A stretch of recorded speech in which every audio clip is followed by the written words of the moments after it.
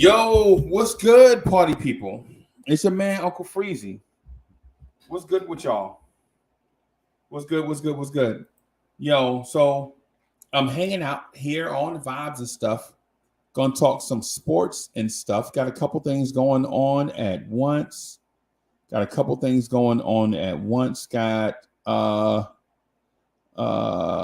let's see. Yeah, got Nick's freestyle going on one channel, and got your man's over here on another channel.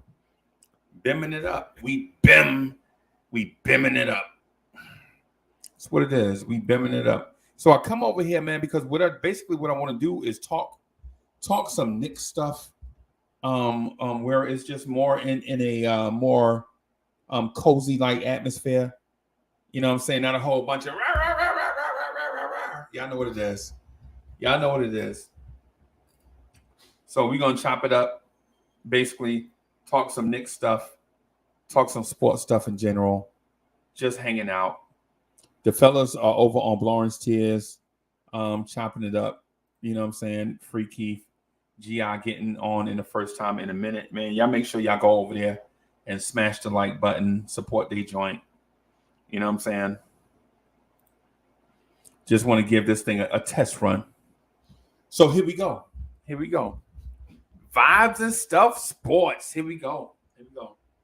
Hey, Bodega Wi-Fi, thank you for the support. Bodega Wi-Fi, thank you for the support. I appreciate that. Shout out to Bodega Wi-Fi. You know what I'm saying? Is it thundering? Is you getting bad weather where you at?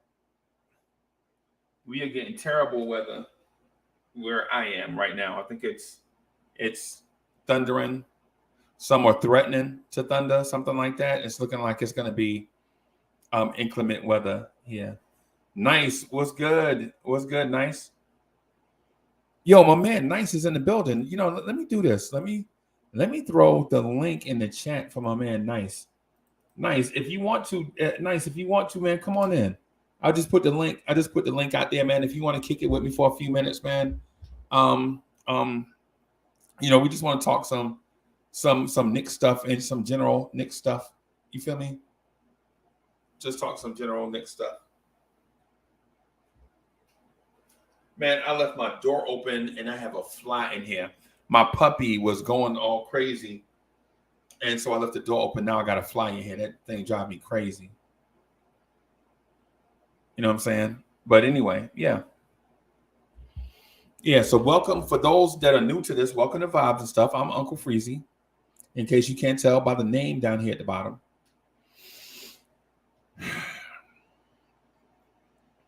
Let's get into it. What are my Knicks going to do? What are my New York Knicks going to do? Hey, there he is. Nice. What's good? Welcome to Vibes and Stuff, bro. It's your first time being on the panel here, right? Killer, you already know. Yeah, man. You watching this game? Which game? OKC versus Memphis? No, I'm not. I got like a couple of things going on. I'm at work, and then I got Nick's freestyle going on Lawrence Tears, and then I'm hanging out right here. You know what I'm saying? I mean, I can. What channel is it? It's not on ESPN, right? Black University. What's good? ESPN 2. Okay. Yeah, I got to fly in here, man. This thing is nagging me. So, but Chuck Allen should be through in a little bit. So Chuck should be coming through, and I expect maybe some others to come through in a little while. Kill it. Just to hang out with us. Man, kid, so the video we did earlier, the one we did the off-season Knicks video, man, that thing is killing right now. I think we got 1,000 more views since you and I wrapped up earlier. Man, yeah. That's what's up. Brother. Yeah, 1,000 more views since you and I wrapped up. And that wasn't too long ago, right? What was that, an hour and a half ago? Not at all, yeah. Yeah. So it's like got like 1,000 views in like an hour. Yeah, it's crazy. It's crazy. I'll be on it. Every single time that I can't even come through, just put my Bluetooth, just listen while I work. Yeah, man. You know how it is. We know what it is, bro.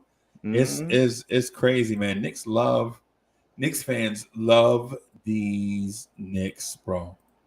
They legit can't get enough of these Knicks. And honestly, I can't either. Hey man, that's the way it's supposed to be, you know. Like, Yeah, and we said this like a couple of how do you call this thing? A couple of shows ago. right. Like, we should just keep on loving on Knicks and stop giving too much of a promotion on players on other teams because we don't get that type of love, We and they don't get no can't even. type of love from them. Yeah, and we don't even have that, and they don't even have that fan base like we have it. So, man, screw that. I'm loving my Knicks regardless. Yeah, we rabid, bro. We rabid. You know what I'm saying? Mm-hmm. Like our fan base is bonkers, bro. Mm-hmm. You know what I'm saying? Our fan base is bonkers and deservedly so. Yeah. You feel me? Deservedly so. You know what I mean? Have I have mean, have you seen John Morant? no. Man, he's there supporting his team in the G, in not the G League, but in Summer League. Man, that's Right. beautiful, bro. That's what I want to see for my next. Right. And if Brunson, I keep on hearing that the name Brunson, and like he's gonna pull up. But if Brunson is there, and I don't see either RJ or Julius Randle, I don't I'm want gonna to be hear, mad. I'm gonna be bro. mad, bro. I ain't even gonna lie. I don't even want to hear the conversation who's the leader in the team because for something so significant for players coming up, Right. seeing that type of love from a superstar, because in their eyes, man, they like those are the superstar in our team, like man, and they showing me that type of love. It Right. says a lot. It says a lot to the young core. It says a lot, bro. It says a lot about the young core. And yo, so Dripmore is in the building. What's good, Dripmore? Dripmore is in the building. Bodega Wi-Fi is in the building. Bodega Wi-Fi says former Nick and new Long Island head coach Rod Strickland shares his goals and programs on the ESG. Yeah, I saw it. I saw part of it already. When they were talking about like his favorite meal and who plays like him, he said John Morant. I saw part of it, man. That's fire, bro. That's fire. Yeah, that's fire, bro. Um, what do you think Jalen Brunson is going to bring to our squad this year? Well, first, let me before I even start talking about that, let me ask you Mm-hmm. this. Mm-hmm. Let me ask you this because this is a more intimate setting, right? Right. Um, let me ask you this: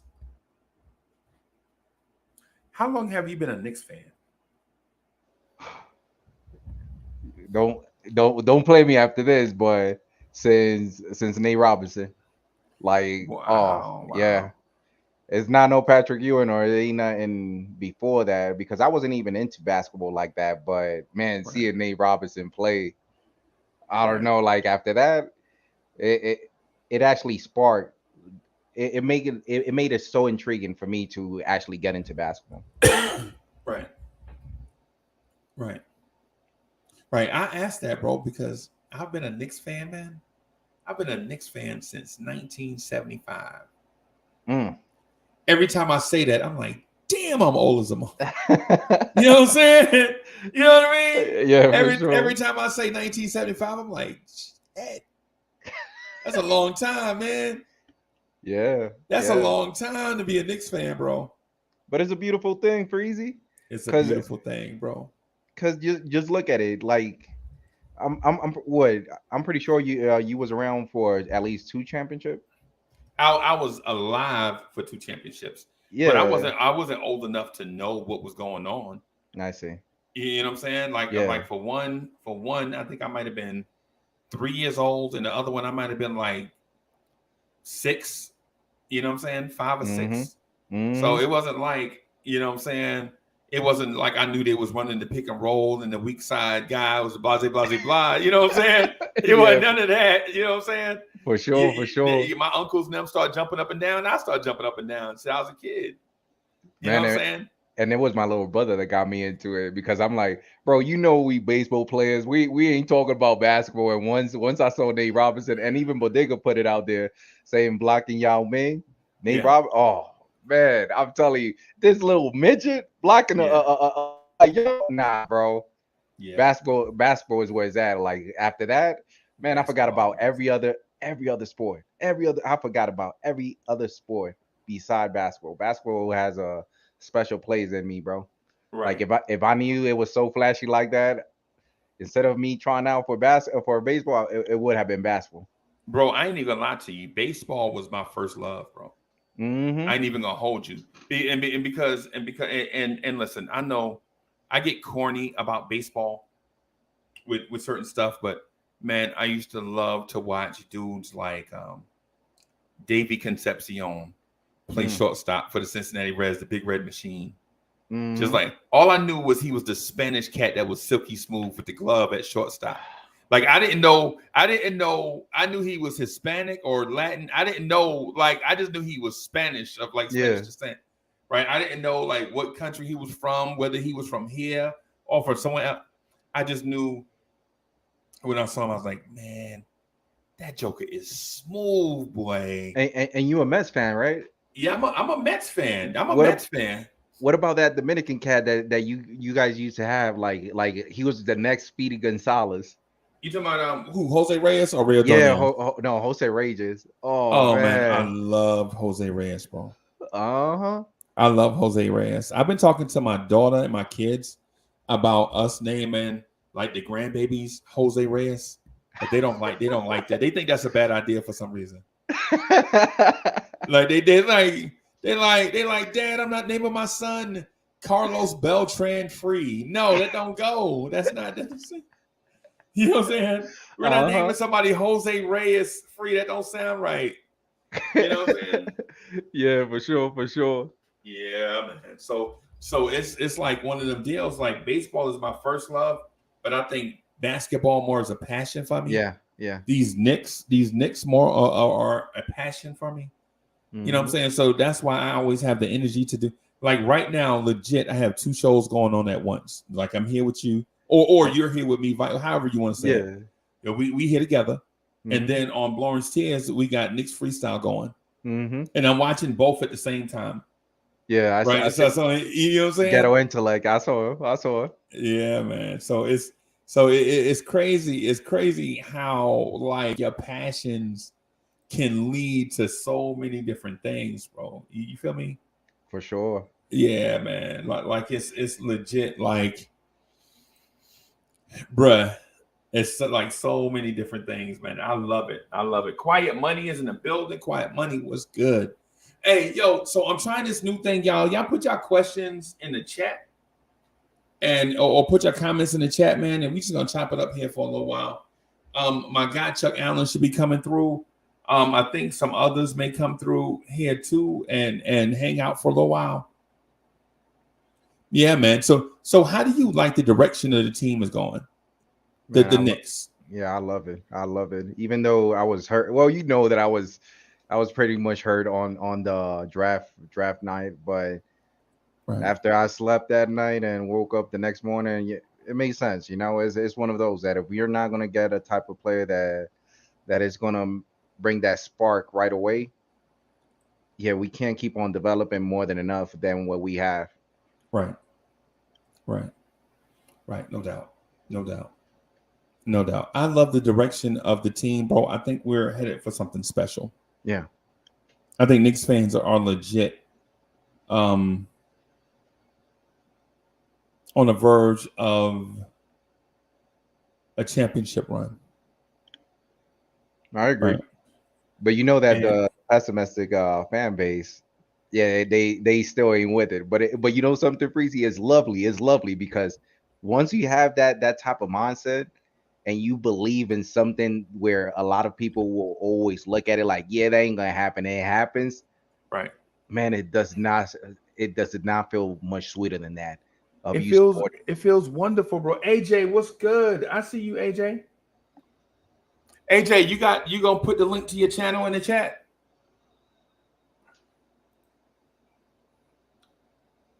AJ talking about you back again, huh? Yep, back again, bro. Back again. Yeah. Hey, Might as well call it 24/7, Freezy. yeah, 24/7, 24/7 Knicks.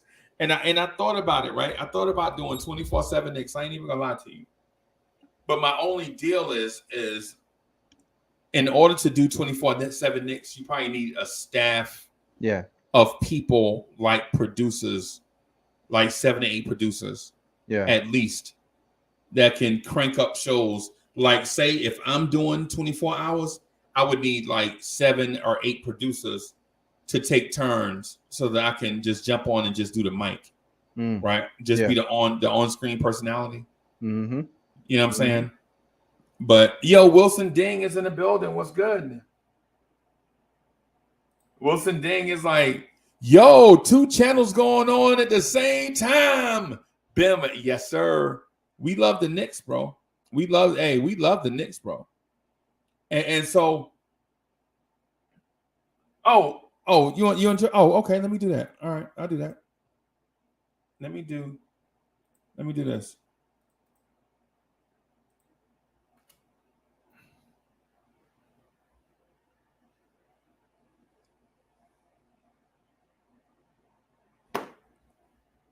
Trying to get that fly, bro. I tried to get a fly and I think I missed it. I have a quick question for you, Freezie. Yes, sir. Yes, sir. With all the players out right now in certain teams, who do you rather see them move from one team to another in order for them to at least get a chip?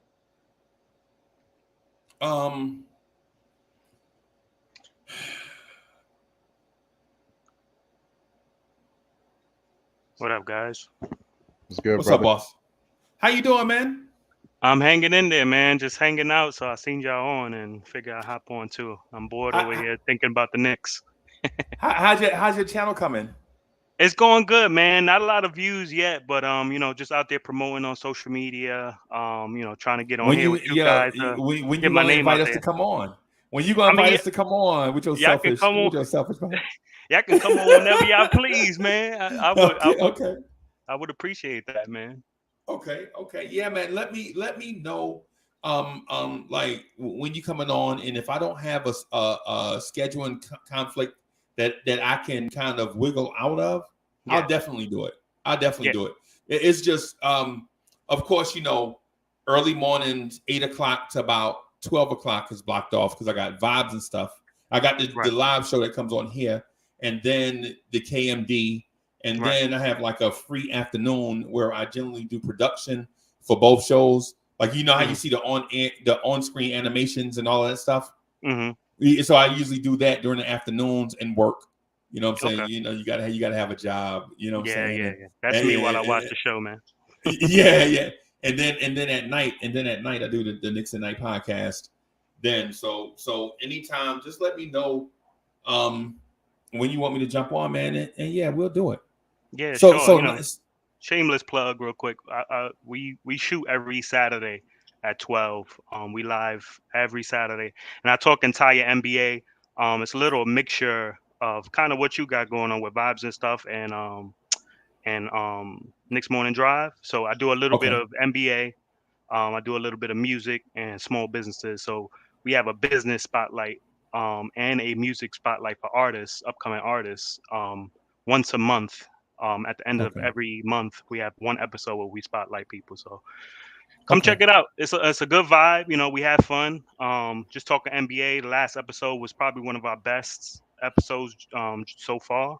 Talk NBA free agency, summer league, all that good stuff. Yeah, man. Well, my advice to you, bro, if you're open to receiving any, is of course. Just make sure you have good quality. Don't worry about the numbers. Gotcha. Because what happened was we used to do like poor quality and have poor numbers, but people liked us, right? I used to fumble around, I had a bad camera, right? I was bad angle, like I'd be on camera like this. Yeah. You know what I'm saying? Like so, everything was bad in the beginning, right? But people liked it, right? And so we just kept doing it. And then what happened was a bunch of people found us, and then they went back and started watching the old episodes. Like I saw the numbers. I was like, dang, the old videos are skyrocketing. The old videos started. Quality. Yeah. So they went back and watched the old ones, and then going forward, the numbers was just like skyrocketing, right? Mhm. Yeah. So just make sure, man. Just do quality work, bro, and the other stuff will come. But these Knicks though, I mean, yeah, Nice asked a question just now. Mhm. Nice asked a question. Nice asked, what star would you like to see win a championship? That's what you asked, right? Yeah, at least so that they can move to another team and get at least the opportunity of getting the chip. For me, it's Melo. It got to be Melo. That was Melo my first favorite and player foremost. even before he came to the Knicks. So Yep. when he came to the Knicks, it was like a big sigh of relief for me. Melo coming to the Knicks. Another one of my favorite players was JR. So JR already got his He chip. already got it. JR, bro. So Melo is kind of like the last one, and if he comes here, you know, with all the news going about that he's having dinner with the owner, that's really not going. It's not going to happen unless he stay about 22 years. Yeah. You know, go ahead, man. For me, it's Dame Lillard. To me, I feel like Dame Lillard has been so loyal, so freaking loyal to that team. You got to leave Portland, man. And it's like, bro, now it's getting to the point that if you're not getting the ring, is because you don't want to. Yeah. Because you could go to any team right now, ask for a trade. It's gonna happen, especially like if Golden, oh man, it's gonna be shooting everywhere. Like I was saying with earlier on the Knicks Morning Drive, I think Andy's kind of touched on it where it's the new thing where players are signing those long deals and then a year or two in they like asking a trade. Yeah. So I don't know. We talked about on my channel we talked about how Bradley Beal just signed that $250 million contract, and we was asking, well, you know, is it really winning that you care about? Trying to pursue, being that you've stuck around on the Wizards with really no team. They haven't really built anything around him. They just got KP, so it's a little bit of a move there, but KP wasn't really wanted in Dallas, so begs a question to see where KP is actually at head-wise, as far as being that go-to player. But I don't know. I don't think Bradley Beal's gonna win a chip over there. I feel like he's gonna ask for a trade soon, and it's gonna be the destination he wants because he has a no trade clause. Only play in the league. Right. On Bradley Beal, based on what you just said, he already said it. Like he's in it to win it, and it's already clear. Like he's leaving. He's leaving. Like it's taking advantage of that loophole. All right, so no other team is gonna pay me more than you. Let me get paid, and then let me ask for a trade. Zion too. He's not staying in New Orleans. If he stays healthy, he's out of there, bro. Do Zion has a trade clause? Nah, he don't have no trade clause. He could go wherever you want. Yeah, they'll trade him wherever. Oh Lord, yeah, that's gonna hurt. Gonna see him with San Antonio. Yeah, that might not be bad actually. Yeah, that might not be bad. It might not be bad, bro. What I would say to these guys and these to y'all, and y'all know basketball. Chuck, what's good, bro? What's good, gentlemen? How y'all doing? Yo, I almost vomited when I saw Charles Smith just now. Yeah. I almost went back there to the vomit tank and just yeah. Charles Smith, bro. Come on, man. I had Jerome James up there. No one paid attention. Oh, man. So I said, okay. Jerome James. So I said, okay, let me put Chuck Smith up here. Let's see what the But yeah. Yeah, man. I was just about to mention, like just before you jumped on. I guess you were here though. That players don't fail. Excuse me. Players don't fail to win championships. Organizations do, right? And could you see every year you see teams with so many great players, right? So many great players not win a championship. Like there was one year James Harden, Kyrie, and Kevin Durant and Blake Griffin was on the same team. And they didn't win nothing, right? And Marcus Aldridge. Yeah. And they ain't win nothing. And then there was like this one year where it was like Jimmy Butler, Joel Embiid, Tobias Harris, Ben Simmons. Oh Lord. All these people was on the team and they didn't win nothing. Remember that Cavaliers team with Derrick Rose, Dwayne Wade? Yeah. They had everybody. Shumpert, Smith, JR, Cannon Kevin Fry. Love. Yeah. And they ain't Man, win you nothing. talking about an all-star team right there. Yeah, and they ain't win. Lakers had an all-star team last year too. Yeah, but and they ain't win nothing. And then when a player gets frustrated, like say he signed his, because what happens is, nice, I ain't gonna lie to you. Mhm. This is what I think happened. Say I'm the team president of the. I'm the team president of the East New York Blazers, right? The East New York Green Blazers. I'm the team president, right? And you've been with me like 7 years. And you like, yo, Uncle Freezie, man, what's good? You don't never bring in no players. Man, I've been losing. Why you want me to sign this max? And I'm like, yo, nice. I promise you, bro. If you sign this max, I'm going to give you every dollar I can possibly give you.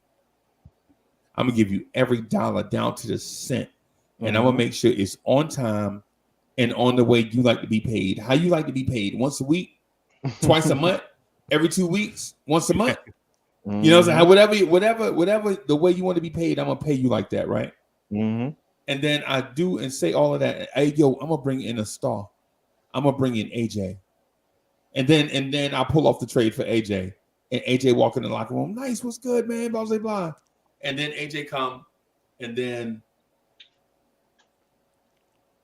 at the All-Star break, you made the All-Star team. AJ hurt. And our record is like 10-43. Yep.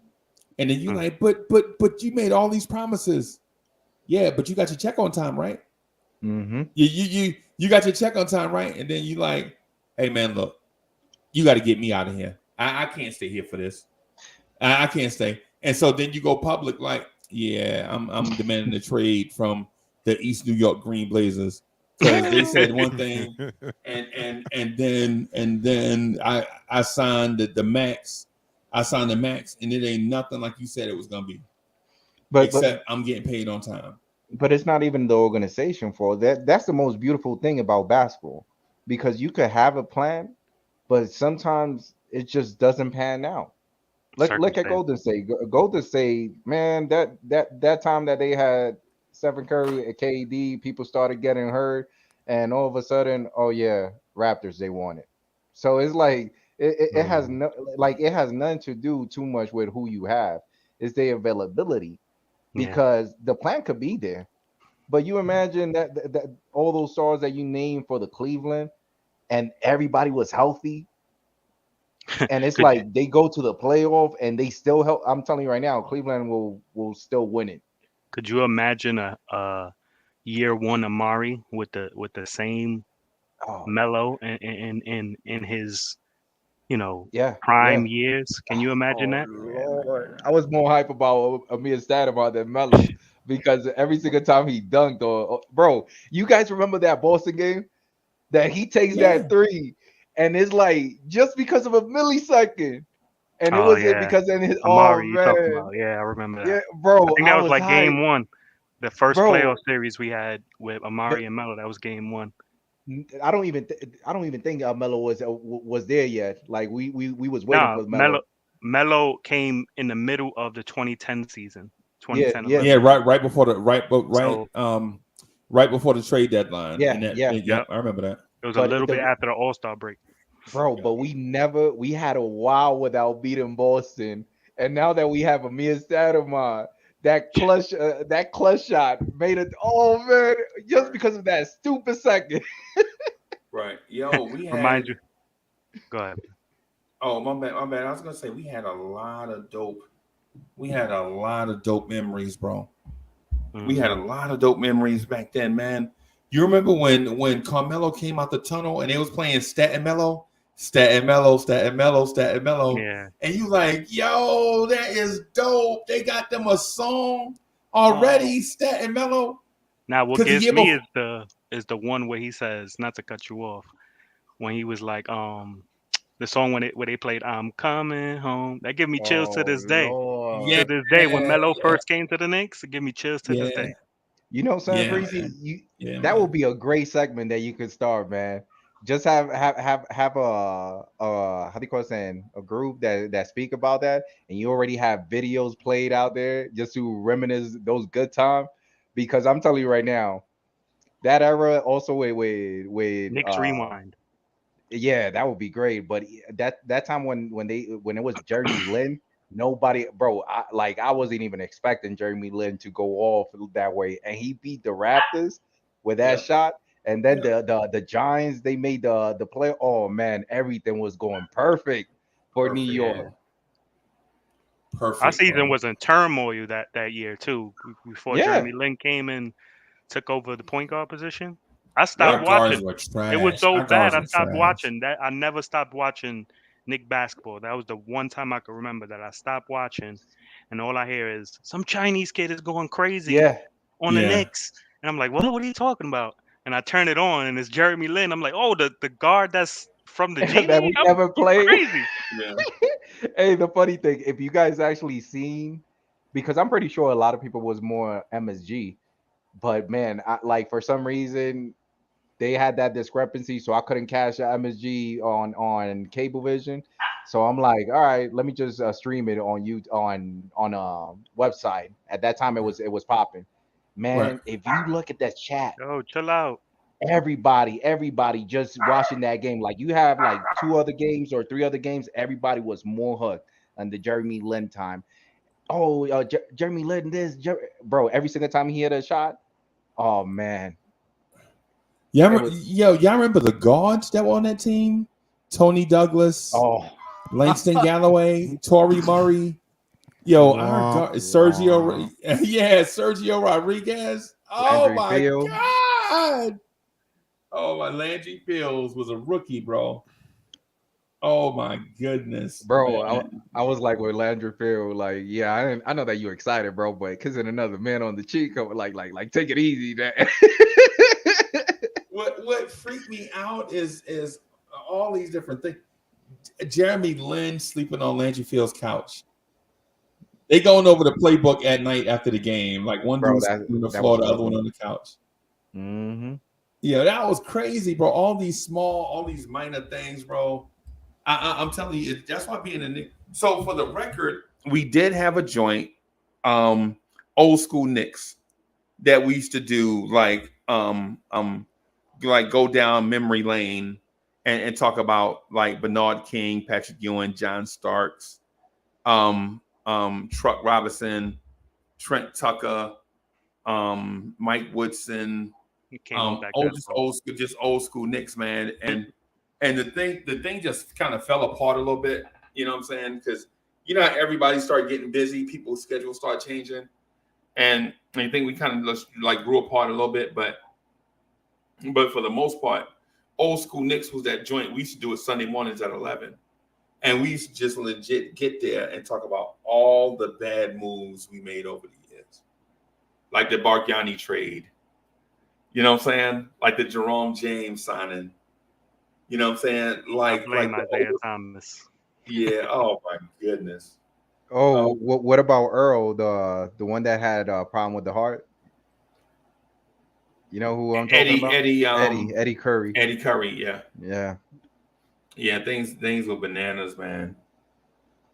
Yeah, yeah. Things just yeah. It just makes you, man, look back at being a Knicks fan, and it just makes you like, why am I still here?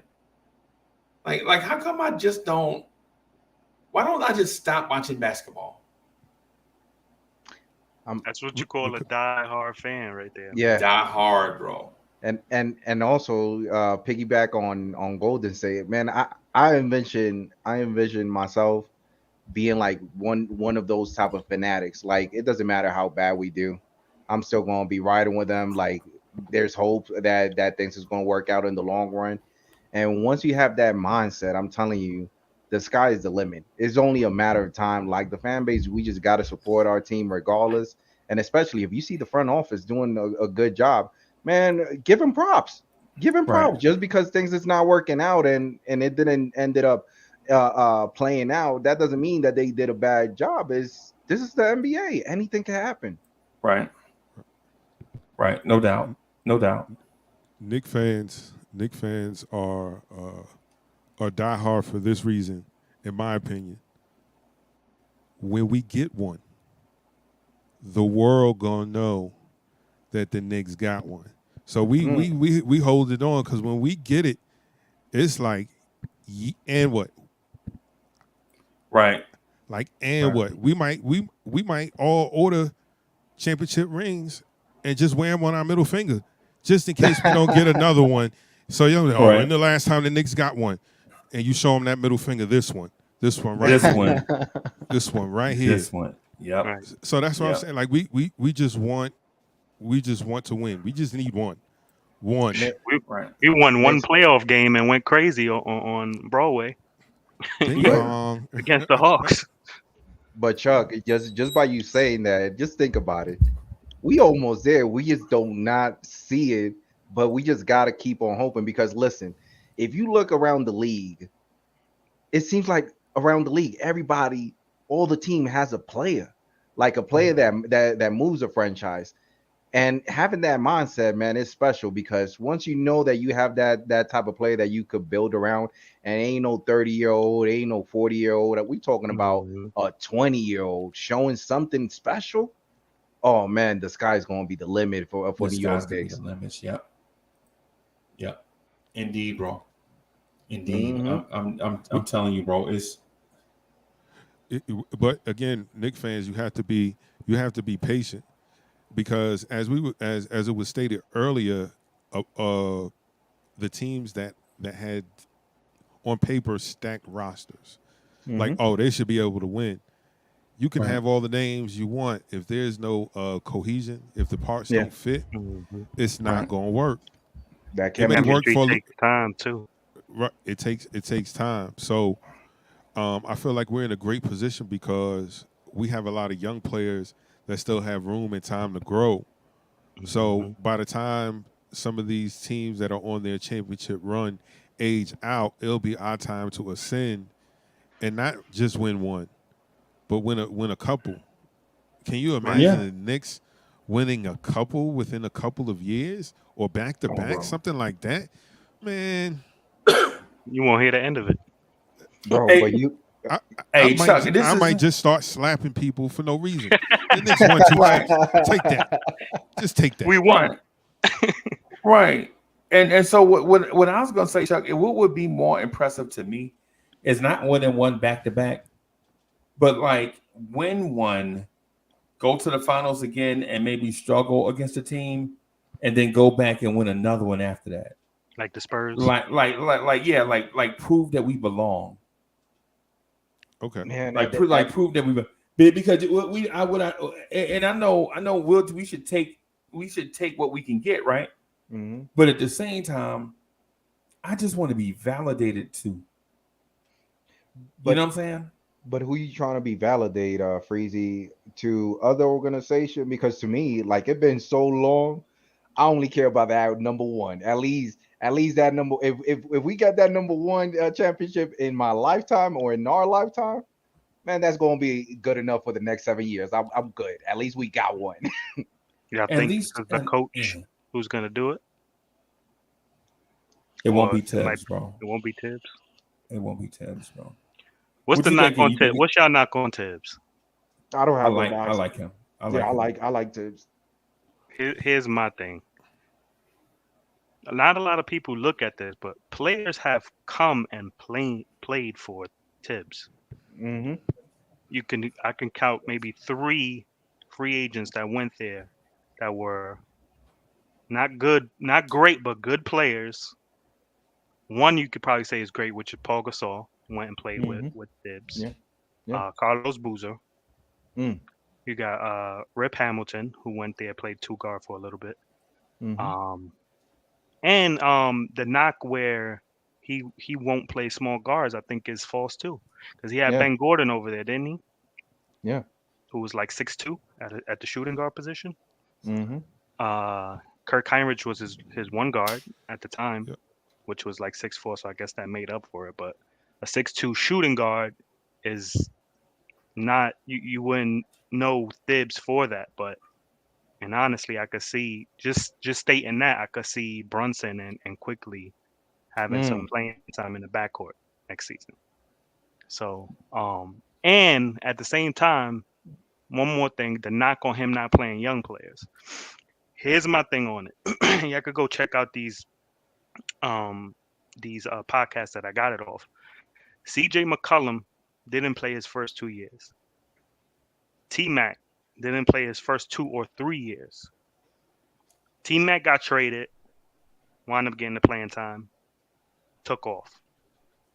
CJ, I think somebody got traded from Portland. He wound up being the starting 2 guard. Wound up getting like 34 minutes per game that third season. Averaged like 25 and 4, something like that. But he blew up. So my thing is, I think Thibs' strategy is to keep these players knowing, even though they are ready, keeping them hungry.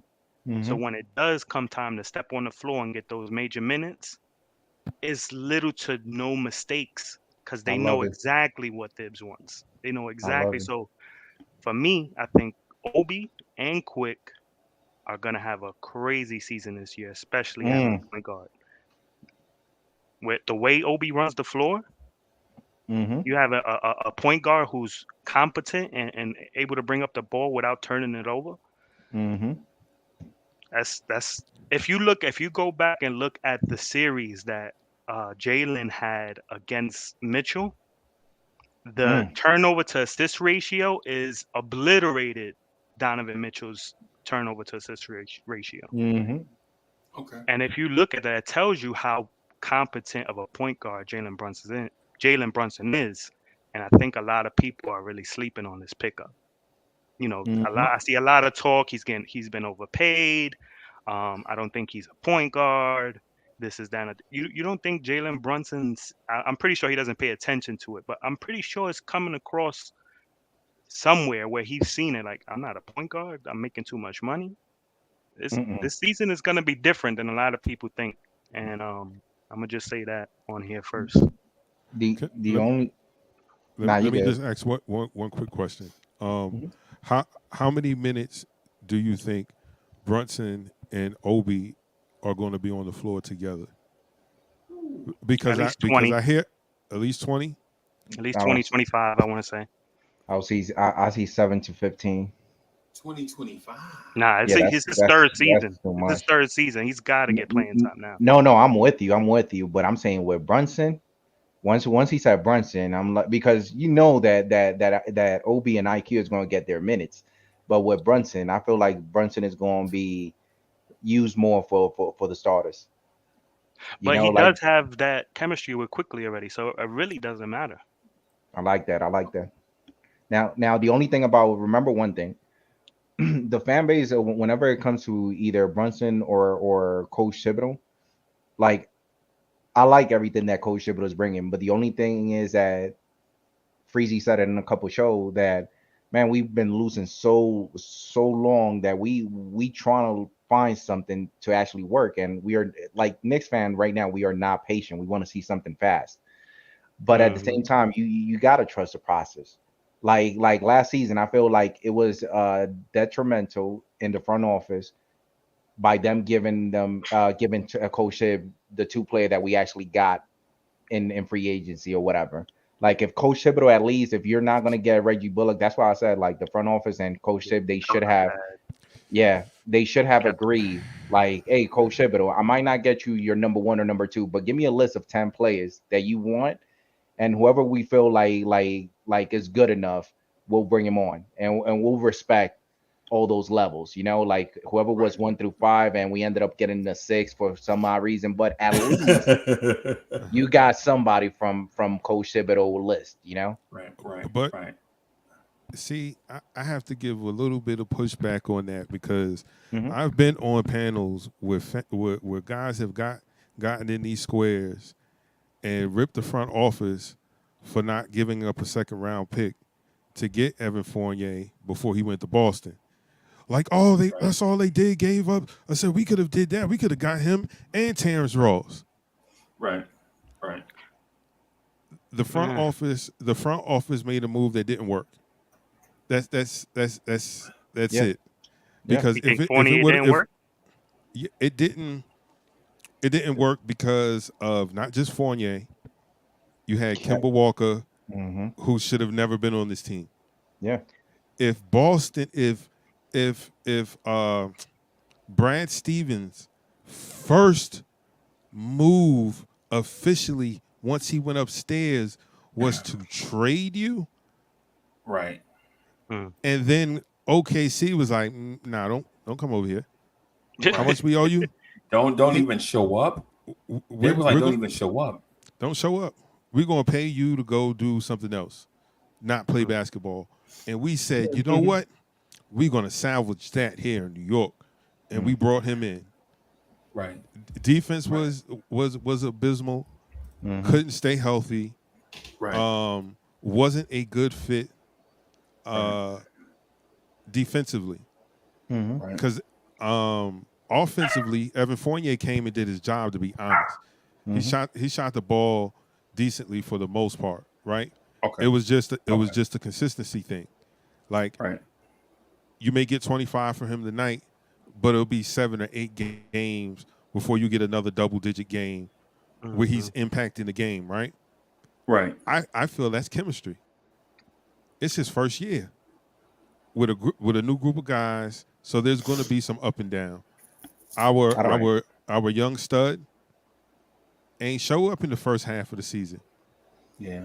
The other guy that we brought in, the other decently young guy, Julius Randle, he played terrible for the first half of the season. So collectively, it all looks like, oh man, just one big cluster F. But that's what happens, man. That's life. Just like you brought up the analogy with Golden State, how everyone got hurt, and then all of a sudden, Toronto wins the chip. Yep. Right. Circumstances, man. Stuff happens. Yeah. So things happen, bro. Ain't nothing you can do about that. Nothing you can do about that. But so I think now that we have the main part of the gumbo, the point guard, can we all agree that's the main part that we need to make sure that this team is running functionally, is the point guard. We got one. Yeah.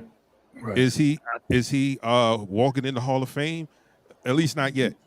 We don't know what he's going to do in the orange and blue, right? Right. But we know that he is better than anything that we've had at least in the last 7 years at point guard. I think, to your point, were you done? I didn't want to cut you off. No, I'm good. I'm off my soapbox. To your point, I think the major piece we was missing was a point guard. Yeah. Because if you look at the season before this one that just passed, we traded for D Rose at the trade deadline, right? What happened after that? With our team, and the whole entire team was more efficient. Randall became a different player. RJ became a different player.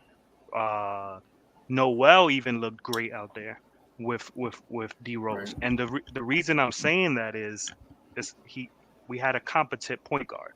D Rose came in already knowing Thibs' system. Yeah. Came in, basically took over the show. We to the point where we were begging him to sit Alfred Payton down and put D Rose in the game. Not really, AJ, because think about it this way, AJ. I agree with what you're saying in a certain part, but think about it this way. We had Derrick Rose playing for the bench for the longest. It was working with the bench. And I always said it before postseason. I remember when Ron Cleveland had his show. Like, it was funny because you remember that Uncle Freezie? Yes. That day, everybody started hating me. Oh no, you don't know what you was talking about, this and this and that. And I'm like, bro, so let me get this thing right. The bench has something working. We got Derrick Rose working with the bench, and we don't have no problem with the bench. We don't see no type of optimistic certain things working out for the starters, and we are willing to grab Derrick Rose and put into the starting lineup And you know what happened? They actually did that. What happened to the bench? Destroyed. And Destroyed, everybody, yeah. and everybody comeback after that was, well, you know why we did so poorly in the postseason? Because Derrick Rose did not have enough time playing with the stars. And I'm Yeah. like, No. are you serious? Who was If the it- leader of that bench? But let me continue on making a case. Go ahead. So then last season that already passed, you have Derrick Rose as a starter, and nothing is clicking because it's like you said, Jay and Chuck. You need to see wherever chemistry is working, leave it alone. Don't force a player with another player because it's going to be taking only a matter of time for it to click. But when you force it and you still don't have nothing, why are you still trying to force it? Like we are not. It's like the definition of insanity. You know, doing the same thing and expecting different outcome. It's not going to happen. It's not going to happen. So then we play Derrick Rose. He gets hurt. The bench is now still looking lost, and everybody want to point the fingers on the bench. No, the bench was doing their thing. You guys want Derrick Rose as a starter, and now Derrick Rose is hurt, and now the whole team, not only the starters, but even the bench looks so inefficient. Right. That was probably why it was. He was playing injured the whole time. No, it's because they wanted to play him to the starter. If they left him alone with the bench and let because we know that, all right, we know that we don't have EP. And I'm not saying that there's not another point guard better than EP. Of course, there's a ton. But nobody could not deny, as much as you hate EP, that this dude played freaking defense. Like we finished in the fourth spot with Alfred Payton. We still finished 10th this past season. No, but we didn't have Alfred Payton or both. Yeah. Like at least that's why whenever I look at the starters, if you tell me, or all right, Julius Randle and RJ is gonna be the starters, I'm more focused on defense. Give these players defense because look what happened. We got Kemba, we got Fournier. The only reason Fournier looked bad, it was because of Kemba. But now it's a trickle effect. Because think about it this way. Mm-hmm. Now you have Kemba, you have Fournier. Kemba can't guard his man. And I've been saying this thing a lot. Kemba can't guard his man. Now Julius Randle needs to stop guarding his man to guard Kemba Walker because Kemba Walker is screaming out loud, help! So now he's helping Kemba Walker, man. You know what happens? That dude sees that Julius Randle is coming towards him with Kemba. He's passing it to the dude that Julius Randle was defending, and that dude has a wide open shot.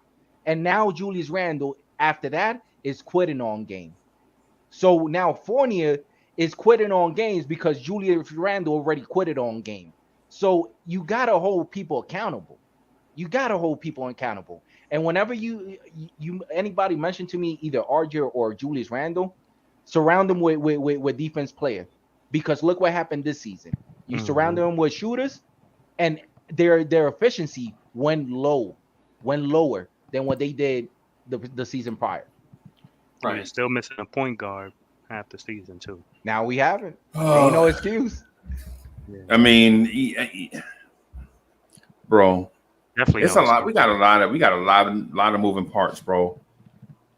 And the sad part is we addressed a lot of stuff, and we may not have even gotten better. I know what I mean? I'm optimistic, Freezie. I think we got better in the versatility department. Well, let me say this. Let me say this to you. I watched the SNY thing, the putback with Ian Begley, where they have the guys from around the Knicks universe come on and talk about the additions and subtractions and all that stuff, and they mentioned a bunch of stuff, right? And when they were asked, like, what do you expect from the Knicks? And they're like, same old stuff. and that's disturbing to me because you got rid of veterans that played in front of kids last year, right? You got rid of Burks, Noel, Kemba. Yeah. And to make room for Mitch, Hartenstein, Obi, Cam, Grimes, McBride, RJ. And the talk is like, whatever. It's the same old thing. So now it concerns me because if you make moves not to get better, what did you make moves to do? Think about it this way, Freezie. You remember what people started saying before we actually even got Derrick Rose? Oh, the Knicks was the laughing stock and this and this and that. And then after we went on a spree, winning back-to-back game with Derrick Rose in that bench position, everybody was like, I'm surprised. I'm telling you right now, they're still not going to make the play-in. I'm surprised they're not going to make the postseason. I'm surprised that they made it to the 4 seed. That's lovely. Like we but nice in those last 20 games of the season, we went 16-4 in the last 20 games. Mm-hmm. And that's a very underrated stat. Like people don't talk to that. People say, "Oh, the almighty 4th seed," but what they don't realize is that offense and defense clicked. Y'all remember Julius Randle bullying Zion in New Orleans? Y'all remember the Knicks bullying John Morant and them in Memphis? Their coach was so mad because we were so physical that he got kicked out of the game. And then Ja got kicked out of the game. Y'all remember that on a Friday night? Yeah. You know what I'm saying? And how we went into Dallas and then beat Dallas, and then we went on the West Coast and we beat the Lakers. Yo, that team was no joke, bro. That team was hot as fish grease coming down the stretch. Different. You know what I'm saying? And all it was is RJ Barrett knocking down them threes, Randall knocking down them threes, Bullock knocking down them threes, Rose knocking down them threes. And then you get rid of those, you get rid of the defensive guys to go all offense, and all of a sudden you discombobulate it. Yep. 2 of those players shot 40% from 3. Yep. You talking about RJ and Julius? Yep. Yeah. And Rose shot 40% from No, we had 5. I remember that I actually saw that, and I'm like, Reggie oh, Bullock. we have 5. No, nice. He said 2 of the guys that we mentioned. No, it was like in total, we had like a total of 5. No, we good. No, what I'm saying is we know we had multiple dudes shooting 40%. But what I'm saying, out of the guys that we mentioned, he was right now. Yeah, because we shot the hell out of it. Remember, we were second in the NBA in 3-point percentage. We shot 39.2% from 3. Yeah, we were tied for second with the Brooklyn Nets. You know who was the factor? And people do not want to give him credit. I already said it, EP. Because I'm telling you right now, Derrick Rose, the only reason we made so much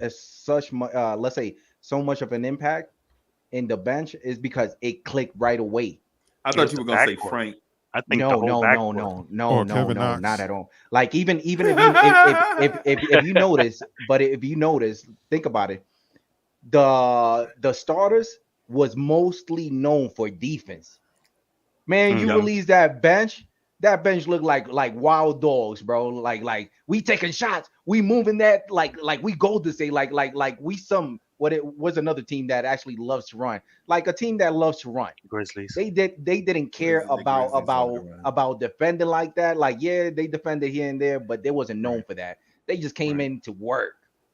And every single time, let's say the starters was guarding the bench at one point, and then the starters come in, it's like it loses their mind because now it's like, man, I was already getting used to the bench, and now you bring these slow folks. Like what the hell? Right. Yeah, bro, it was quick. Okay. I think they talking about moving. Go ahead. Hold on. Yeah, I'll be right back. I think they talking about moving D Rose before the beginning of the season. I still don't see it happening. He means so much to that bench, bro. I think you need a veteran guard to buffer between the starting point guard and Jalen Brunson or whoever else Tibbs decided to use, whether Quickly continues being the point guard or McBride gets some time. I think you still need that veteran leadership. Maybe he shouldn't play as many minutes, right? You know, but I think you're going to need a guy like Derrick Rose to come in when things are going bad to kind of settle it down because he's been there before and he's going to execute the offense in a time, the way it's supposed to be, so that you can get an easy bucket and you can start getting yourself back into the game. If that's the case, you're out of it, or the team went on a little bit of a run just to settle everybody down. I think you need that, only because we haven't seen enough of Deuce to say, yo, right, we good. yeah, You know what I mean? We know he can play defense, right? But when the stuff hits the fan, is he going to be able to galvanize that second unit? You know what I mean? Mm-hmm. Quickly, I think quickly this year will come in with a even more mature mindset, because his first year he was a gunner. Yeah. They gave him the green light, and there wasn't a shot that he did not like. And quickly pulls up from the logo. I'm like, yo, what are you doing? But he made it. Yeah. Not as many as I wanted him to make. I'm like, yo, son, this is the terrible shot. I don't like Steph Curry for this. Yes, they were bad. They were bad. His feet wasn't set. He was just chucking them. But as he came in this season, and as it progressed, you saw him making better decisions on the floor. You saw some growth. And I think that is just going to happen naturally. It's just a natural progression. The more he plays, the more he's put in certain situations, he'll gather information and then make an informed decision. Like I have confidence in that kid that he can do that. But again, Derrick Rose, I don't think. Is there another veteran guard that y'all think we could bring in, like on the low? Dennis like Schroeder. Dennis Schroeder. Yeah, y'all don't like Dennis Schroeder? Bledsoe just cleared waivers, I think. Eric Bledsoe. Probably get him on the cheap. Man, the one that I wanted bad, and it was 2 seasons ago, it was Chris Paul. A lot of people destroyed me on that one. Oh, he's too old. And I'm like, yeah, but name me a team that he hasn't gone to that it didn't influence that team so much, at least to make it in the postseason. The Rockets. Oh, that was pretty quick. Yeah, that was pretty quick. Yeah, I was gonna say that was pretty quick. Yeah. So we're gonna ignore OKC. We're gonna ignore Suns. We're gonna ignore. Nah, I'm not ignoring them. You just said name one team, so I gave you one. Yeah, but even all right. So didn't they make at least the playoff? Yeah, they did, but it ain't look pretty over there. It doesn't work with Harden. Yeah. So it's not Chris Paul. It's Harden. Look how far he went two with ball dominant guards. Yeah.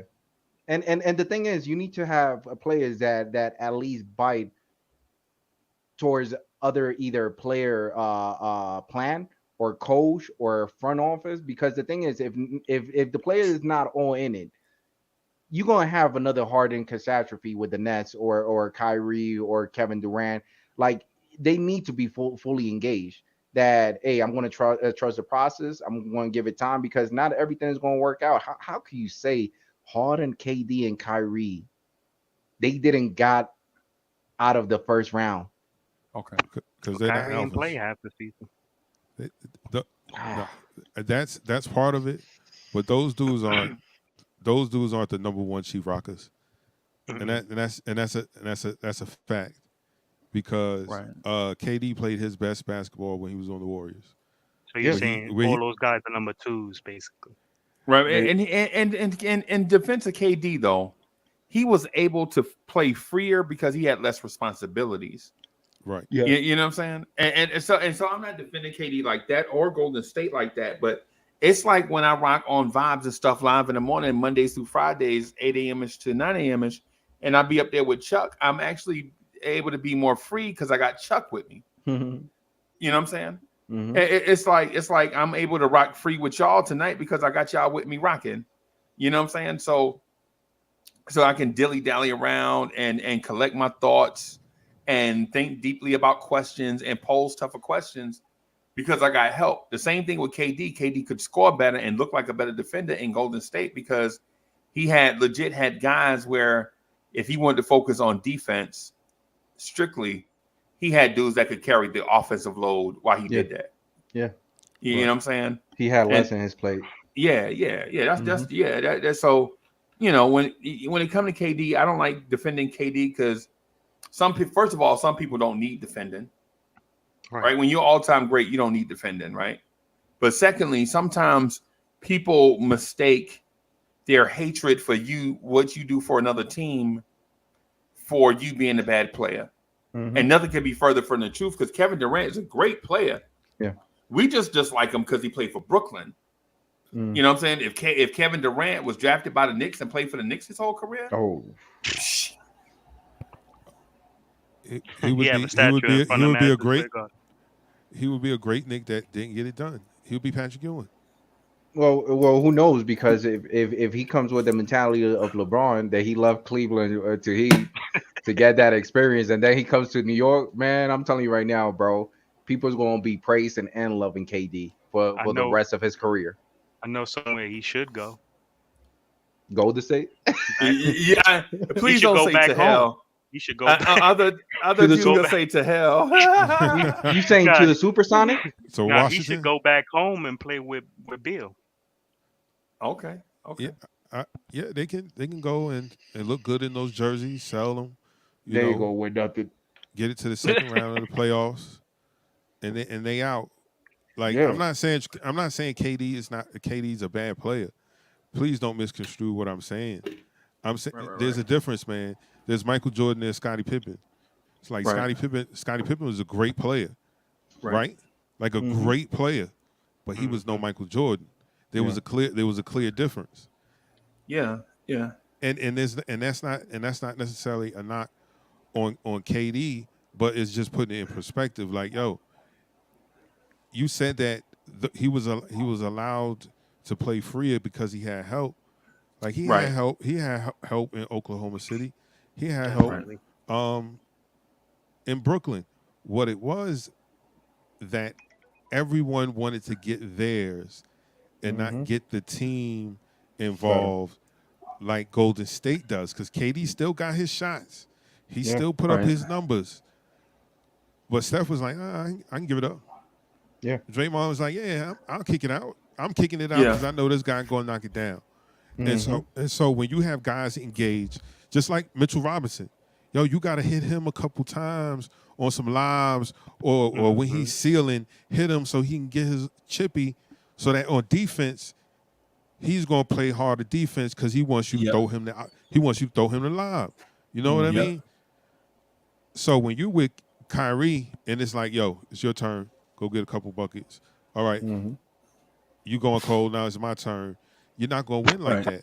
That's why OKC never amount to anything. Right. But don't you think it's the same? Don't you think it's the same thing with the Knicks? Because I'm feeling like they have something good going on, but it's that selfishness, bro.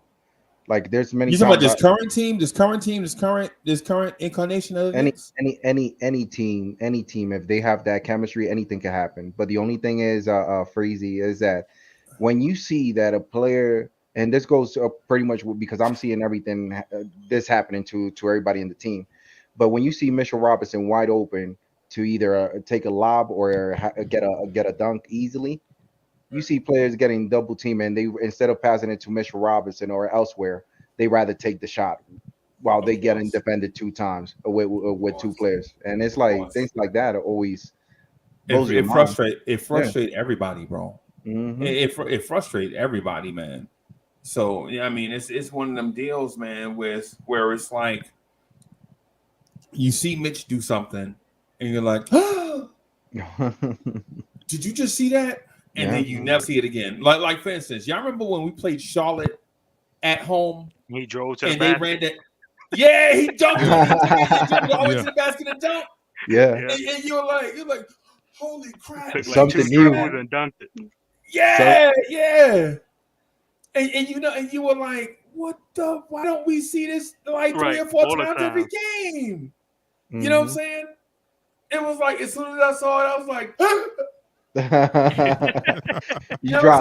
you drop your chicken wing. Oh, what? Yeah, you like it. Probably cucumber slices though. I probably dropped my cucumber slices and was like, you know what I'm saying? Hold And my cup. Yeah, it's the same thing when Obi started doing it. Remember when people used to people used to see Obi in the corner, and Obi used to be out there all nervous, like, oh, they want me to shoot.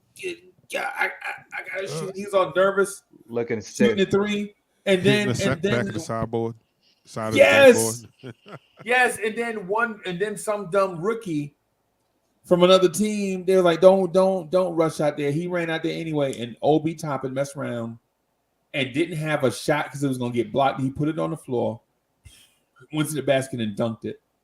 Oh. And all of a sudden, Obi's like, wait a minute. I could do this. I could have been doing this shit all year. You know what I'm saying? You know what I mean? And so now, then they started playing him for the drive. They not coming. Now he's shooting wide open threes like it's open gym. And now his confidence going through the roof. You know what I'm saying? Can I say something, Freezie? Yeah. I'm feeling like the way that this front office is doing, man, it's giving me goosebumps because I feel like they turning around player development. We still haven't seen nothing with Emmanuel Quickly or Obi. Like the finished product is still in the work. Right. And just seeing the last, the last few games of the season, that's only that appetizer what you gonna get this season. Right. Because you got them ball hogs out of them. I think I forget who said the stat. I was watching the putback right before I came on. Oh, it was like the putback with Ian Begley and CP. Was it the one with CP and the other? I think it was one white guy and a dark skin. Yeah. And so they were like, yo, of all the guards that have the usage rate of RJ Barrett is last in assists. Of all the dudes with the usage rate of RJ Barrett or higher, RJ Barrett is last in assists. And what that tells you is then is a ball hog. RJ Barrett is a ball hog, yo. 20 PPG last year. That's why. Yeah. Hey, you know what he could have done though? How about hit his free throws? Oh, shoot more efficiently instead of taking all them shots. Bingo. But you know something, Freezie, what you just said, it's not popular for the Knicks. Nobody want to hear that. We want to hear RJ hype. Or he could be. They want to see players scoring 30 and losing. I'm about to do that. I'm about to do that on the Knicks at Night podcast tonight. I'm ready to fire up the RJ Barrett hype train. I'm working on a choo choo train animation right now. Man, the train pulling out the station. I'm working on that right now. But something, Freezie, if we have those type of conversation, I don't care what people be saying. I have a feeling like people be listening. If we have those type of conversation, that what do you think? Not these 10 things, because we know that players they have a lot of deficiency on many things. But what are 2 key steps or 2 key points that a player in our team could actually do so that they could improve their game drastically? Right. We know RJ Barrett doesn't have a problem getting it under the rim. Man, make your free throws. How about do that? How about do the basic stuff? Yeah, that one is 1, and 2. Once in a while, don't go left, go right. Even though if you miss, but just go right. Faint. It's nice. You'll have to come to my house and wake me up because I'll faint, bro. You'll have to come all the way from Colorado. Like, wake up, Freezie. Wake up. I can see Nice in Arkansas right now. God, gas prices high. But I gotta go all the way over here. Gotta go back to Colorado. Yeah. I go all the way over here, get this joke off the floor because RJ Barrett went right. You know what I'm saying? Yeah. But even having those 2 key points, and it's simple things, having those 2 things that he does, oh man, you said it even early on, Freezie. Just by him making free throws, he wouldn't be 20. He will be 22 or 24. We talking about 22 or 24. Right. You remember the 46-point game? Oh man, if he'd have hit all his free throws, he'd have had 53. Yeah. Damn. Yeah. That man missed 7 free throws in one game. 7. If I was Tibbs, I'd have made him run after practice like it was JV or something. You know what I they would say? have- He's still young.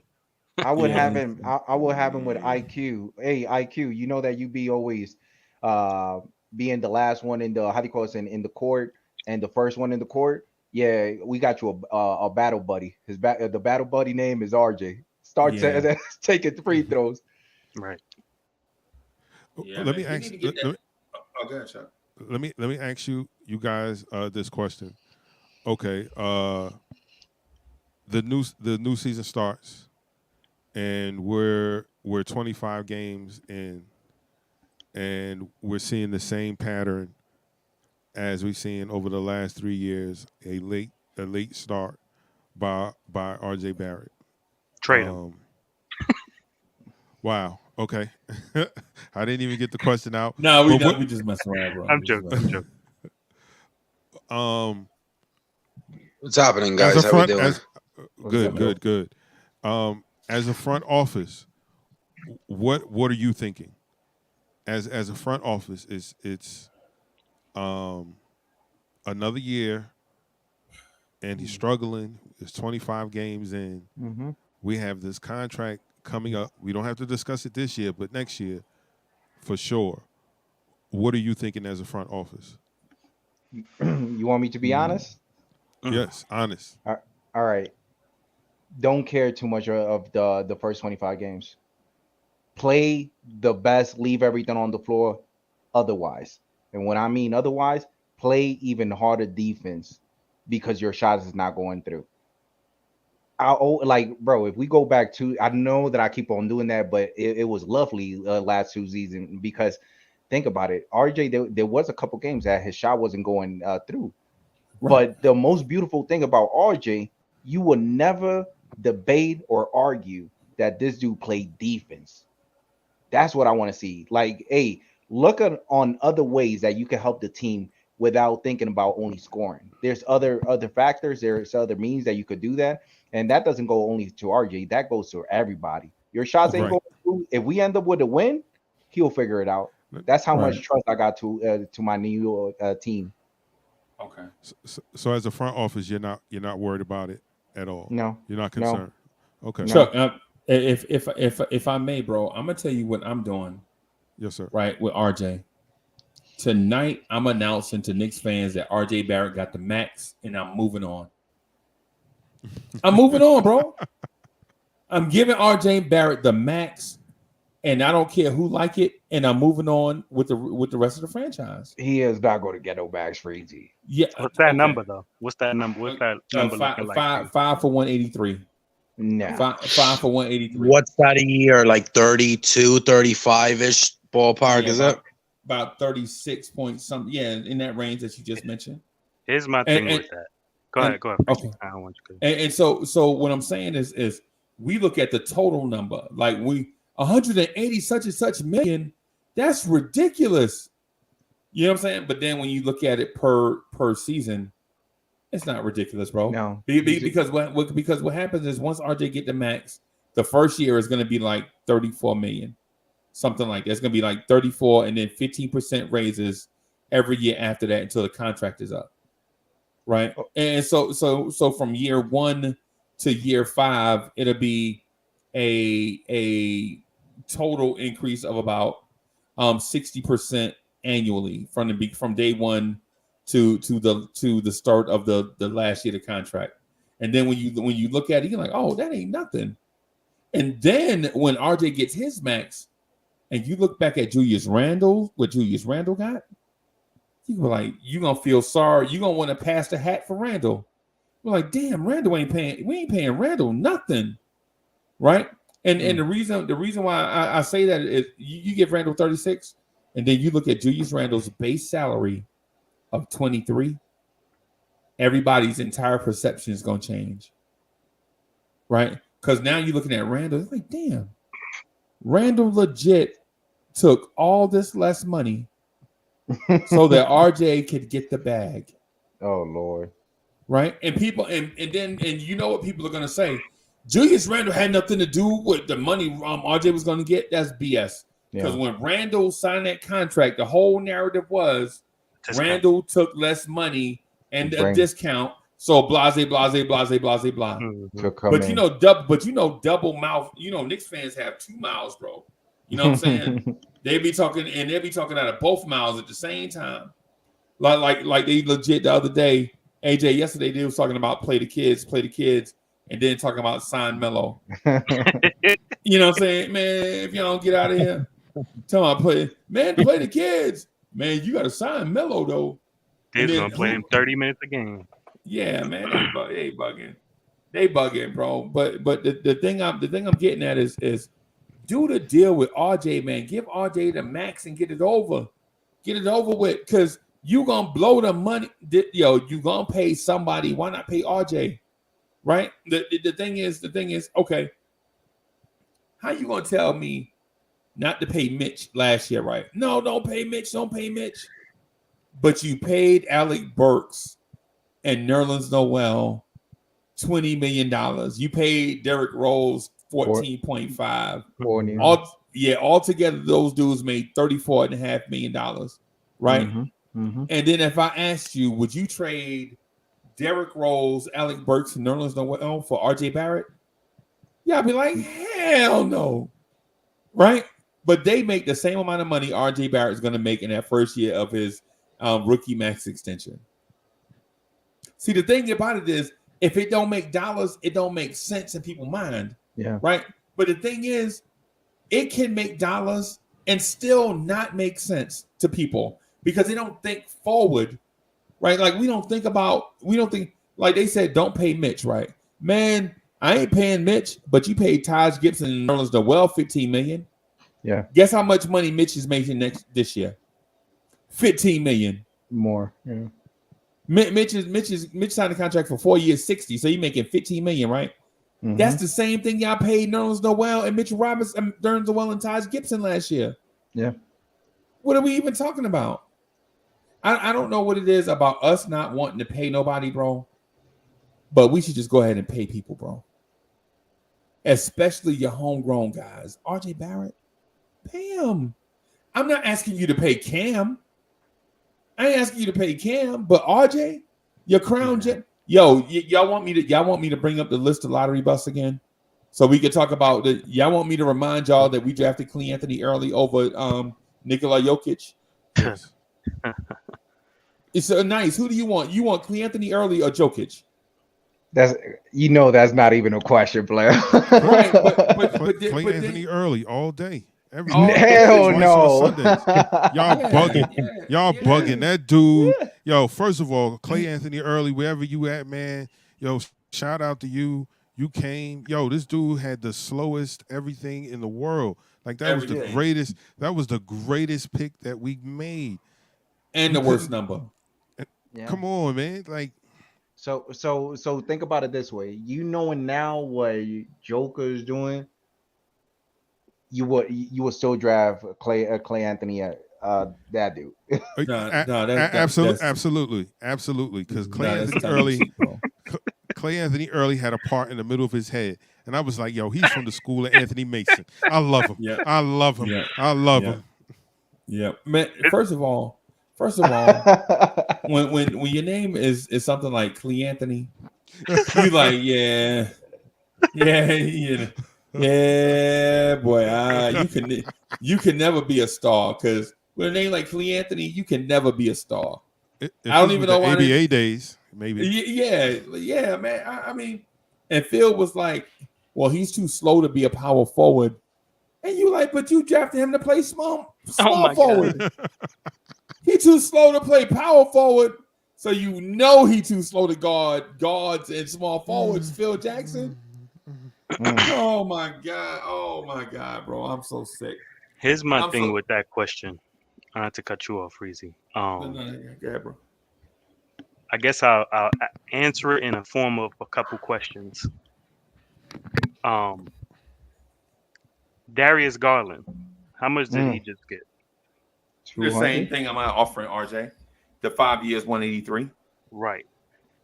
Do you feel like we know what we have in RJ. Like the Cavs know what they have in Garland. Yes. No.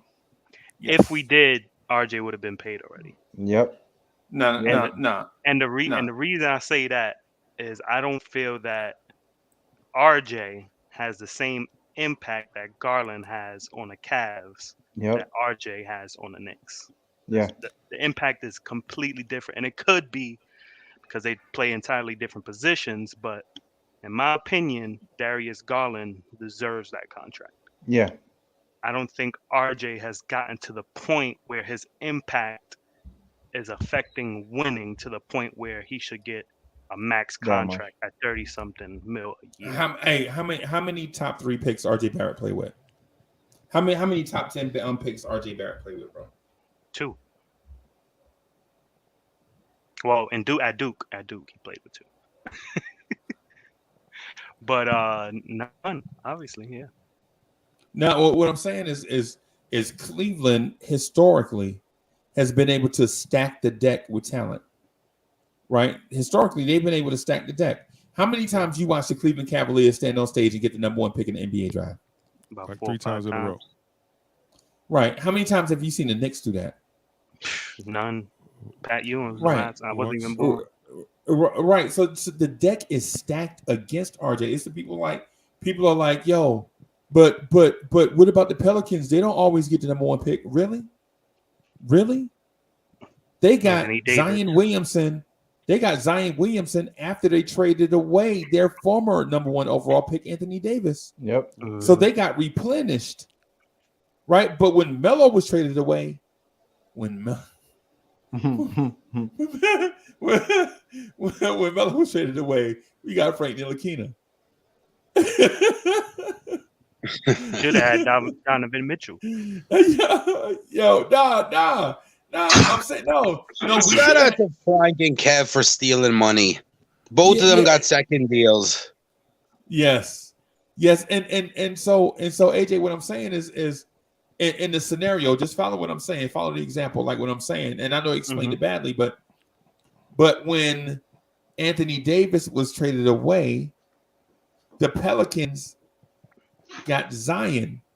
When we traded Carmelo away, we got Frank. We got Frank Ntilikina. We should have got Jason Tatum.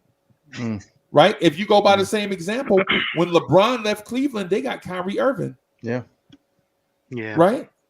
Anthony right. Bennett. But when Melo was traded away, we got Frank Ntilikina. So we can't always say RJ got to prove it when these other teams get the deck stacked in their favor. Right? The reason why Sacramento is a grease fire is because the NBA stacks the deck for Sacramento, and they always. You ever seen a monkey humping a football, bro? That's the Sacramento Kings. What number was Garland picked? 9 or 10, something like that. What number was DeJounte Murray picked? I don't know. I can't remember. Like 20 something. 28th, I think. Yeah. But it took him a while to get along. I think he's like in year 5 now. Last year, and he popped. Yeah, so he took a lot of grooming coming off the bench for a while, because I think he was drafted the year Kawhi, I think, was still there when he was drafted, right? Yep. I believe so. Yeah. But my point with that is it's saying too much on player development under the Knicks. It's trash. I just hope that they actually work it out, because you cannot tell me that this dude wasn't even known to be a shooter, DeJounte Murray, and they saw something good with him, and all of a sudden, now he's a shooter. I'm just saying. Now I'm just saying, and I understand what we are going. Like we got to make some excuses to make it not seem like RJ ain't the guy. What I'm saying is, our organization catches no breaks from the league. We don't get breaks from the league, bro. When the Celtics are bad, guess what happens? They pick Jason Tatum and Jaylen Brown number 3 in back-to-back drafs. Oh my god! The Nets helped them with that. Yeah, well, I mean, yeah. I mean, bro, come on, man. Come on, bro. I mean, they gifted the Nets 2 superstars, and it backfired on them. That was back in 2014 when they first come to Brooklyn, and it rebuilt Boston Celtics. Yeah. And now you're seeing it again, and they're about to rebuild the Houston Rockets. Yeah. Right. That's what I'm saying. But what I'm saying to y'all is just the Knicks though. However, because it's not about what the other teams do with their breaks, right? Because they get breaks. The Knicks don't get breaks, bro. You know, when's the last time you saw the Knicks move up in the draft? I haven't. Right. Never happened. Right. That's what I'm saying. Yo, man, the doggone Pelicans moved up in the draft ahead of us when we had the worst record. When Zion was headed to New York, they traded away Anthony Davis. I ain't gonna say they put Zion in. I ain't gonna say that. I'm just saying the ping pong balls magically landed in a certain order where the Knicks get moved to third instead of picking first. Where we could have either took John Morant or Zion. Even the second pick would have been good. Freezie, Right. I'm telling you, they put water on that shit. I don't believe that. Yeah, we got the third pick though. That's what I'm saying. Come on, man, bro. And I'm not knocking RJ, bro. But I'm not. What I'm saying is, We couldn't even get the second pick. Right. Exactly, Joe. Not even if they know that Couldn't even get Ja. Like Joe. But listen to this. If they were so hard and pause on that, saying like, yeah, we know that New York Knicks, they're gonna make money regardless. We need to send Zion William to a small market team. At least give us that second pick, please. Now they couldn't because Memphis was also on hard times, bro. The Memphis Grizzlies were also on hard times, right? They just got rid of Conley. Yeah, They just have that team that they jumped up from like 6 or 7 they or jumped something in too. front of the Lakers. Yes, they jumped in front of the Lakers. But Memphis is a team that is known to me since they don't make no money. Since me watching the Knicks with Nate Robinson, I always been seeing Memphis in the playoff. But they don't make no money, bro. Man, but they don't make money. Nice. Sucks to be them. They can have three. Memphis can have 3 stars. They can have a big 3. They can have LeBron, KD, and Kawhi Leonard. They ain't got no money because nobody wants to go to Memphis, Tennessee, bro. You ever been to Tennessee? Nope. Yeah, what do you go there? I have nothing there. You ain't missing nothing, bro. Trust me. That's what I'm saying. What's the Army base in Tennessee? Hey, I forget. It's one in Kentucky. I forgot. I forgot what's in Tennessee though. Is it Polk? But the point I'm getting at is give RJ his money, bro, because the Knicks don't catch breaks. All these dudes, you like think about it. You like, yo, give Darius Garland got his extension. Really? They just drafted Evan Mobley 3rd. Think about which young core would you rather have? The Cleveland Cavaliers young core or the Knicks young core? Cleveland. Exactly. That's what I'm saying. Cleveland, but they tanked for it. We've been up and down. Yeah, and it's just like you said, Freezie, early on. We wasn't even trying, and we was the worst team that season. Come on, like it hurts because I understand, bro. Look at all these teams. Obviously, like that they tanking on purpose. Hey, did y'all get the emails from the Knicks asking you to vote for Emmanuel quickly? I mean, for Emmanuel Mudiay for the All-Star game. Did y'all get those emails too? Now somebody tell me, did y'all get those emails from the Knicks? Hey, let me ask you, did y'all ever buy anything from the Knicks? Yeah. Because if you buy something from the Knicks, they put you on like this email thing, man, and they send you like promotional stuff. And, I ignore that. Now, when it was Julius Randle, I voted. I was like, man, if I could vote 2 or 3 times, I'll vote. Yeah, man, bro, they were legit spamming us talking about vote for Emmanuel Mudiay for the All-Star game. What are we even talking about, bro? Yeah, Emmanuel Mudiay for the All-Star game? That's our best player. Yo, Fizz got Bud right. What you talking about? Oh, that was the year we should have tanked instead of signing all those power forwards. Yeah, that was the year we should have tanked for real. Yeah, and then they were on Twitter like, yo, Noah Vonleh, Noah Vonleh's a point forward. Remember Noah Vonleh, the point forward? Bro, come on, man. Come on, man. That's what I'm saying. The Knicks don't catch breaks. That's why these teams can do all this cute stuff. Like all these teams like San Antonio, Golden State, you know what I'm saying? They can do all these cute things, man, because they get help from the NBA all the time. Yeah. The Knicks don't never catch a break. But San Antonio's going to get But help they- again this year. San Antonio going to finish like in the fourth or fifth pick, and they're going to jump up to 1 because San Antonio's been down a couple of years, and they've been a dynasty, and they've been good to the NBA. So they want Victor Wembanyama. They're trying to tank for, and the NBA is just going to give it to them. They're going to give it to him, man. Yeah. They're going to, yeah. And the Knicks are going to get the Thompson twins, and I'm going to be like, boop, boop.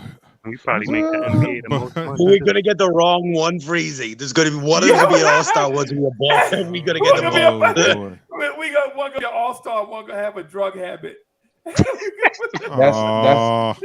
That's why whenever we have the conversation of either tanking or this and that, based on what happened to us with Zion and John Moran, I don't care. It doesn't even matter if we have the worst season that year. If there's 5 players, guess what? Get comfortable with 6. If there's 10 players, we can have the worst season. Guess what? Get comfortable because we're gonna be 11. It's so stupid, Freezy, because think about it this way. That was the year that we were supposed to draft Zion Williams, no doubt. And that was the same year that the NBA said, no, we got to change the rules. Change the rules, yeah. Come on. Good What point. are we talking about? But to me, this is bad marketing by the NBA. Put a superstar in New York. You make a lot more money. Like if you want to make that more money, put a superstar in New York. But you do it with LA every year. Every time LA goes through a slump, you throw 1 or 2 of them to them. One playoff winner. It's like, put one in New York. Like they put 3 of them in the wrong part of New York. Like you want to put them in New York, but you want to put them in Brooklyn. Lucky with Panda, it worked out for us that they went to Brooklyn. But like, come on, we're gonna get anything a little bit. Like that's why I feel like they're loading up on picks, because if it's not for a star, it's for a trade up in a draft. They tried to do it this year. They didn't have the assets. Now they have more picks. Yeah, but Joe, I like draft, so they have to. That's what it is. If they're not going to get the help, they have to do it themselves. They made that mistake when they were hell bent on Steph Curry. They wanted him so bad, but they wouldn't move up. They were like, "Oh, we don't want to give up the player." One spot, bro. But Joe, I got a question. Spot. Like I like the what's his name? Damn, I forgot my boy's name, but he came out and said, "Hey, I would love to see a tournament because this draft." Ron Cleveland said that. It was the other one, not Ron, the other one. Jay Buggy was the one that said it. He said, like, man, I would love to see a tournament because this thing is getting out of hand. All this draft, and it's now behind closed door. What the hell do we actually know? Where did that ball actually landed? Mm-hmm. Like they could do whatever they want. It could be number 1 for Knicks. Nah. Change that real quick. So what does the tournament do for the lottery? A tournament. Whoever wins the tournament get the number 1 pick. Yeah. So a tournament based on rookies, only rookie. That will be lovely. No superstar, because I know if there's a superstar, man, the rookie's gonna be hurt. Yeah. But it's either that or have it in a way that every team, especially the team that hasn't gone first round pick for the last 20 or 30 years, they're in conversation that in 2025, all up ahead, they're gonna get a number 1 pick regardless. Number 2, 2026, another team. But just like that, everybody has an opportunity to get a first round pick regardless. Right. Let me ask you this. Like, first, let me shout out Heck. What's good, bro? We got to come on through on the Yankees Morning Brew, bro. One morning we just need to come through like gangbusters and fill up your chat and just hang out, man, if you would allow us to. But nice. Let me ask you this. If I asked you in 2009, would you trade Jordan Hill and Iman Shumpert for Steph Curry? What would you say? In a heartbeat. Yeah. In a heartbeat, right? Yeah. So that first round pick that the Knicks refused to give up, his name was Iman Shumpert. Like that first round pick that the Knicks wouldn't come off of, the pick in 2011 because they didn't have one in 2010, right? that 2011 first round pick was Amon Shumpert. But and you telling me you wouldn't? And here's the other Where thing did too. the picks finish though, Freezie? Was it like a value pick or was it a bum pick that fit? He was in the 20s, isn't it? No, he was like 17. Like 17. Oh yeah, that was a bum pick. Why good? Like he was 17. He was a 17. It wasn't like it backfired and it turned out to be another lottery, like it would have been another lottery pick. But Right. look You at would it have missed on him anyway. But If it was a lottery pick. Freezy, But- look but- at it. Oh, go ahead, bro. Yeah, look at it this way. If they wanted Amon Shumpert so bad, they could have traded whoever the hell was in that roster that had equal value, have a 3 team, and we could have gotten them. Same thing goes for that Zion, John Moran, and RJ. If we already said with RJ we needed a point guard, they should have moved heaven and earth to get Garland, get that pick, and now we got RJ and Garland, and more power to RJ because now you don't need to be focusing on other things because Now that and that would have been your backcourt of the future. You drafted your backcourt in the same draft. But let me say this to you, Nice Joe, just real quick, right? Just real quick, right? Think about this. Steph Curry went at 7 in the draft, right? Right before us at 8. And I know you know who went at 9, right? DeMar DeRozan. I know you know who went at 10, Brandon Jennings, right? But guess who went at 17, 18, 19? Who? 17 was Drew Holiday. 18 was Ty Lawson. 19 was Jeff Teague. Right? 26. Say if you just reached, say at 7 or at 8, and you just reached for a guy, right? Guess who went at 26? Shumpert. I mean, the Butler. Taj Gibson. What about Butler that season? That draft class? Yeah, Butler didn't go in this draft. Oh, yeah, Butler didn't go in this draft, right? But bro, there was so many guys you could have grabbed Jonas Jerebko. You remember Jonas Jerebko? Right. You could have drafted Patrick Beverly in that draft. Oh. Right. You could have drafted Danny Green out of that draft. Danny Green was a second-round pick. Yeah. Right. There were so many guys that you could have drafted in that draft. You could have took Patty Mills instead of drafting Jordan Hill, fat ass. Right. But the Knicks were like, oh my God, I'm not trading up one pick to get Steph Curry. He's so little. Can he play in New York? Yeah. You got and New York is like, yo, if you could make it here, you could make it anywhere. All that stuff just make me sick to my stomach, bro. Yeah. Just take a good player. A good point guard at that. They were in love with him. Like if you're in love with a player, you move up and you make sure you get him. And they were in love with us. And they were in love with us.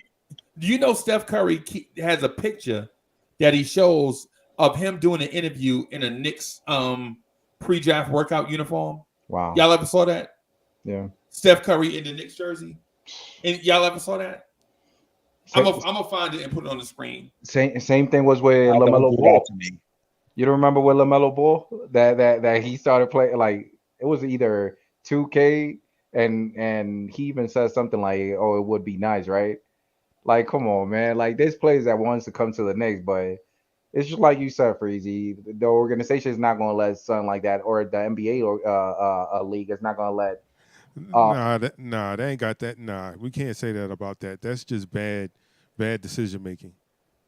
Because you listen to all of those names that were picked after Jordan Hill. It's not where you pick, it's who you pick. Yeah. The Knicks don't know who they picking. They don't. And that's where we mess, and that's what has put us in a hole. That's why we have a lot of question marks in positions we shouldn't have, because they made bad decisions. You don't draft Frank Ntilikina at 8. You don't do it. You do not do. Phil should have been slapped twice. Frank Ntilikina, who? Man, if you don't sit your goofy ass down, man, you don't take Kevin Knox. No. Because Kevin Knox was just as risky as taking Michael Porter Jr. somebody with an injury history, because you don't know what this kid, the coach of his team says, you're not going to know what this kid is for at least 4 years. So that means you don't draft him at 9. You might take him if in a late first round, if he's still on the board, or if he makes it to the second round. Like, you don't take him at. So when you constantly make those kind of mistakes in a row, it's kind of like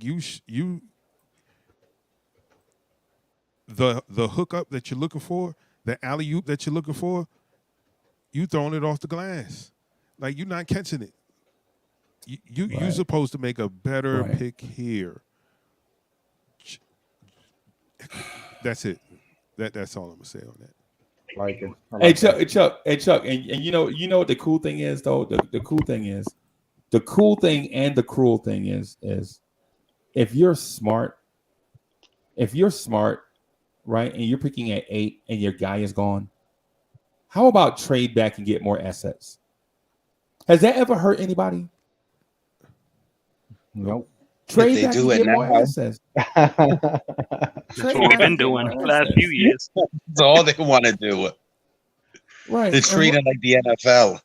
Yeah, just trade back, bro. You could have traded out of the draft, period. Because by the time you find out that Jordan Hill was absolutely garbage, you traded them for nothing anyway. Mm-hmm. Right? Remember, they traded him halfway through the season. They was like, "Oh, this dude is absolutely trash. Ain't no way we can keep him around here." Dumpster juice. Yes. Dumpsters are ashamed to be associated with him, bro. Think about that, a dumpster would be like, "Nah, man, I ain't messing with that dude." You know what I'm saying? Come on. It amazes me how, franchises go through up and downs through rebuilds, but it amazes me how the Knicks on back-to-back times through the last 20 years have always seemed to hire the wrong people when there was others available when it come to coaching and GMs. Right. Right. So that's all where it started with, and then them making the wrong pick. So that's the reason we're still in this position. Right. Bro, y'all see that, bro? Look at that, bro. Look at this. Look at this, bro. Really? Yo, Freeze, I'm going to cry. Bro, look at you. Bro, don't do that. When he brought up the Knicks after the finals, when he started talking about New York after the finals, I was like, oh my God. I'm like, after the finals too? After winning 4? He's like, yeah, I thought I was going to New York. Yep. Bro. Yep. Still. Hey, y'all, listen, I got to wrap up here, man. But I know y'all hanging out, man. I know y'all going to hang out for the Knicks at Night podcast. Man, I want y'all to come through and hang out because I'm starting the RJ Barrett hype train tonight. I'm starting the RJ Barrett hype train tonight, bro. I'm telling you, I'm about to crank it up, bro. I'm about to crank it up. I'm gonna see if I can show you how to train. Do I still have the train? There it is. I'm gonna show you how to train the animation I got going for the train. I think I got it. Let me see if I got it here. Where is it? Is this a video? There it is. So I was thinking about this train, but I don't know if I want to get the locomotive. You know what I'm saying? So yeah, I'm starting to. Hey Chuck, so I got this going, and I also got a Dalsum animation that I'm working on. So when guys get in the chat and start reaching, I'm gonna just put up the Dalsum animation. we can't start talking about Obi Toppin can make the All-Star team. I'm gonna just be like, yoga fired. You know what I'm saying? Because Cats is out of hand, bro. But anyway, let me go, man. Thank y'all for coming through, man. I'm the Knicks at Night podcast to be on at 11. Of course, all you guys are welcome to come by. We can continue the conversation. I just got to do some pre-production stuff before we jump on the air. Nice, AJ, Chuck, Yes, sir. Joe Madden, everybody. Thank y'all for coming through, man. I'll see y'all in a few minutes. All right. I appreciate you having me. All right, brother. Yeah, man. Yeah.